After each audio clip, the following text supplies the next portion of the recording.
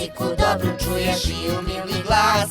To su klinci naučnici, svi su tu zbog vas. Zabava je sad do tebe stigla, jer uz klince učenje je igra. Skupa ćemo mi sve naučiti. Klinci naučnici sve vas jako vole. Sigurno vas vode od kuće do škole. I ovo da znate, to je ista priča. Vodimo do škole, a i do vrtića. Kako vam se čini? Pa, onako. Nešto mi nedostaje. A da probamo ovako? Vrtići i škole, na njih mislimo često. Sva djeca ih vole, sigurno su mjesto. I... Šta i? Pa, kako vam ovo zvuči? Meni i dalje nešto nedostaje.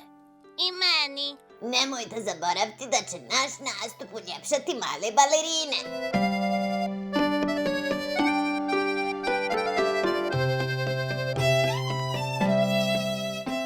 A da tražimo drugo mišljenje? Joj, Munja, ti si baš pravi naučnik. Šta ti je drugo mišljenje? Pa treba nam mišljenje nekoga sa strane. Pa da pitamo Sanu? Nestašnu Sanu? Da! Uvijek sam se pitao odakle ime Sana. Znam za ime Ana, ali Sana... Pa dobila ime po rijeci Sani, znači da je lijepa, ali zna biti i nestašna. Probudit se može u po noći, u po dana. Nekad mirna, nekad divlja, ta nestašna Sana. Hej, Sana, poslušaj našu novu pjesmu. Vrtići i škole, na njih mislim često. Sva djeca ih vole, sigurno su mjesto. Nemojte zbog mene da se neko muči. Sana je tužna pa će ostati kući. Bojim se da ga Sana nije shvatila. Sana, ne tražimo od tebe da ideš u školu, nego da kažeš da li ti nešto nedostaje u ovoj pjesmi. A to, pjesma je odlična, samo Šta samo? nije baš istinita. Kako to? Pa ne znam baš koliko je moja škola sigurna. Ne razumijem. Zgrada je nova. Meni baš djeluje onako sigurno. Jeste, zgrada je sigurna, ali drugarice iz razreda... Šta je s njima? Ma ništa. Čekaj, kako ništa? Ma zaboravite. Ne može tako, treba sve da nam ispričaš. Pa dobro, sve i da vam ispričam, da me drugarice ponekad maltretiraju, vuku za kosu, guraju. Mislim, šta ja imam od toga? Kako mi vi možete pomoći? Možda mi ne možemo, ali profesor Luk sigurno može. Ako vi tako kažete... Klinci naučnici, hvala vam što ste mi doveli našu Sanu. Pa nisu baš doveli Sanu. Sana je u stanu. Pa da ja probam sa rimom. Sana rime voli, a kako joj ide u školi? U školi je tako. Nekad teško, nekad lako. Iz ovog se čita da je Sana duhovita. Sada jedan osvrt blaži. Koji ti je predmet u školi najdraži? Volim ono što je meni sklono, volim školsko zvono. Kad učiteljica ispituje, volim zvona kad se čuje. Ja baš mislim da je to toliko pogrešno. Spremiš se za čas, uradiš zadaću, naučiš i možeš samo dobiti 5. A ne da strijepiš cijeli čas i čekaš da te zvono spašava. Školsko zvono, pomoć! Dobro, da vidimo dalje kako se naša Sana osjeća u školi. Imaš li nekih problema? Znaš, kada sam ja išao u školu, znalo je biti nestašluka raznoraznih. Kao na primjer? Pa recimo, davali smo jedni drugima razne nadimke. Kao na primjer? Pa, da se sjetim, znate, bilo je to davno. Recimo, sa nama je bila jedna Mica. Bila je baš brza, pa smo je zvali... Mica trkačica? Mica ptica trkačica? Ne, nego Mica brzica. I je li se Mica ljutila? Pa nije, ali da, sad kad razmislim bilo je i nekih malo ružnijih nadimaka. Recimo, meni su govorili evo nam Luka što voli bijelog luka, od njega nam muka. Au, a jeste li jeli bijeli luk? Pa jesam i bijeli i crveni i mladi, ali ovo da im je muka od mene, to nije bilo u redu. Tada to nisam shvatao, ali sad vidim da je to bilo ono što zovemo verbalno nasilje. Verbalno? Dobro, hajde da prevedem. Možemo reći govorno nasilje. To je kada govorimo neke riječi koje nama mogu biti simpatične, ali mogu povrijediti drugu osobu. Ili još gore, kada namjerno govorimo neke riječi da povrijedimo drugu osobu. Znači, vas su htjeli da povrijede riječima. Tako je. Pa jesu li uspjeli? Naravno da nisu. Znate, ja sam vrlo rano shvatio da želim da budem naučnik i bio sam siguran da ću učenjem i vrijednim radom to postići. Nikakve neduhovite i nepametne riječi neke od djece me nisu mogle ni povrijediti, ni učiniti me nesigurnim. Naprotiv. A i mi se trudimo da budemo takvi, da budemo samouvjereni, da se, ako nas neko možda uvrijedi, ne povlačimo u sebe i ne patimo, nego da kažemo da to nije u redu. A sada da čujemo kako je Sani u školi, kako se slaže sa drugaricama i drugovima iz razreda. Pa ja sam baš nestašna, ali ono što ponekad rade moje drugarice. Da? Ma neću o tome. Naravno da hoćeš, jer će ti to pomoći. Reci slobodno, nije to ništa, to se svima može dogoditi. Kao što se i vama, profesore Luk, događalo. Tako je. Pa dobro. Drugarice nekad znaju pretjerati, vući me za kikice, gurati, otimati sendviče i slično. To već nije nestašluk, to je mnogo gore. Ali znaš šta je najbitnije? Da ti znaš da to nije u redu i da trebaš to riješiti. A kako da to riješim? Jesi li rekla roditeljima? Pa jednom sam spomenula, ali oni misle da je to u redu. Da je to dio odrastanja, da se borim, da se izborim, kako kažu, za svoje mjesto pod suncem. Istina, roditelji ne mogu biti naši čuvari. Možda oni misle da je to samo dječji nestašluk. I bio bi da se to jednom desi, ali ako se ponavlja, onda je u pitanju nasilje.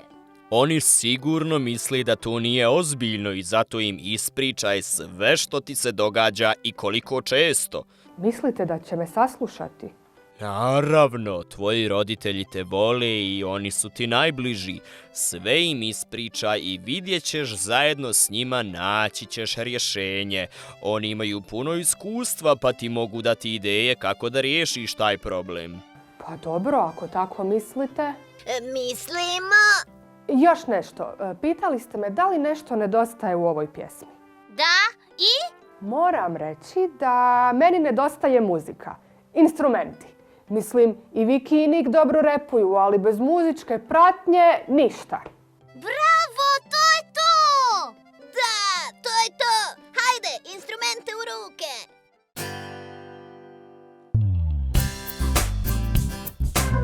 Igra sa drugaricama, znamo stvar je sjajna, ali ipak bar ponekad nije tako bajna. Možda ti se neko ruga ili govori ružne riječi, kada ti se ovo desi moraš nekom reći. Kada igra više nije tako bajna, slobodno to reci na glas jer to nije tajna. Ko o tome šuti znaj da jako griješi, uvijek imaš nekog drugog ko će to da riješi.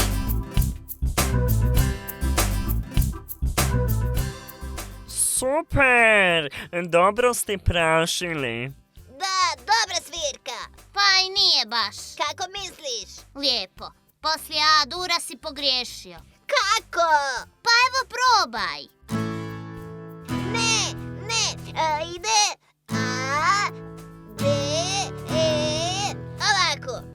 Joj, glupana A-dur, pa prije E-dura prelaz D-dur.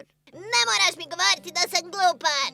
Nik je u pravu, Viki, pa znaš i sama da to nije način. Sad si povrijedila Nika. Da, dirnula si ga ravno u srce. Joj, jesam. Niko, prosti mi, tako mi je žao. Pa dobro, znam da ne misliš tako. Naravno da ne mislim, ali ipak prije E-dura odsviraj D. Ma nije to najbitnije. Bitno je da nikad više nikome neću uputiti tako ružnu riječ. Pa makar i pogriješio kod durova i molova. Tako je. I mislim da sva djeca na svijetu treba da znaju da nekoga ne povrijeđuju samo guranjem, udaranjem, štipanjem, otimanjem sendviča, nego i podsmjehivanjem, ružnim riječima. Možemo ga povrijediti isključivanjem iz družine, ako se pravimo da ne postoji, ne pričamo i ne družimo se s njim. Da, i tako možeš povrijediti nekoga. I to veoma. Zato kažem, u družini svi su važni. Svako ima nešto da kaže ili da uradi. Svako je na svoj način zanimljiv i dragocjen.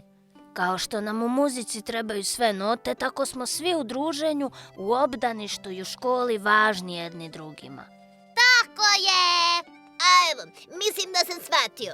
A, pa D, pa E. Upravo si, Viki, ovako bolje zvuči. Sana, šta ti misliš? Odakle ti Sana? Pa evo je, teče prema nama. U po noći, u po dana, vaše pjesme sluša Sana. Pa, kako ti se čini naša svirka? Čekaj, prvo nam reci jesi li pričao sa roditeljima vezano za loše ponašanje tvojih drugarica. Jesam i da znaš, drago mi je zbog toga. Hvala vama i profesoru Luku na savjetu. I šta je bilo? Pa ovako, moji roditelji su pričali sa učiteljicom koja je onda pričala sa mojim drugaricama i njihovim roditeljima. Hej, odlično si postupila! Ali znate šta je najzanimljivije?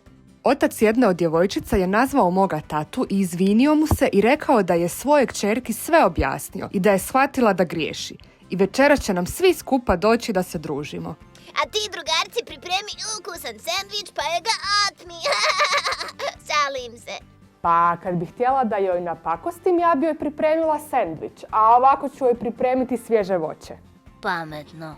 I još nešto u vezi vaše svirke. Da? Super zvučite.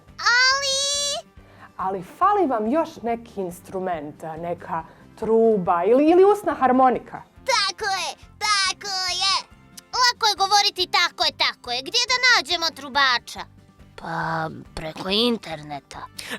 Evo ja ću objaviti. Napisat ću ovako. Klinci naučnici prave bend i traže nekoga ko svira trubu, a po mogućnosti i usnu harmoniku. Treba li još neki uslov da stavim? Naravno, stavi da ne mora savršeno svirati, ali da treba da bude dobar drug, drugarica i da ne koristi riječi kao tupan, glupan. Hej, ovo nije za naše uši, moramo to prikriti. Pip, Glupan, pip, pip, smotanko, pip. munja, uzalud pipka, što su riječi na koje nažalost ne ilazimo u stvarnom životu. Tačno, samo mi biramo da ih ne govorimo. A ako ih neko nama kaže, ne trebamo se obazirati na to. Kada se ne obaziremo, prestat će govoriti. Jednostavno. I zato treba da budemo spremni da im se odupremo, da se ne povlačimo u sebe. Dobro rečeno. I još nešto. Ako primijetite da neko drugo dijete to ne zna i da se loše osjeća zato što ga zadirkuju drugi, objasnite mu da ne treba tome pridavati važnosti pa će prestati i govoriti. Ali ako ga gurkaju, uzimaju sendvič i ostalo, onda trebamo to prijaviti učiteljici ili nekom odraslom. Da pokažemo da smo u svemu zajedno i da brinemo jedni o drugima. I zato... Idemo sad! 1, 2, 1, 2, 3 i... Čekajte, pa nismo još našli trubača. Munja, je li se iko prijavio? Nije, ali zaboravio sam vam reći, ja pomalo sviram i trubu i usnu harmoniku.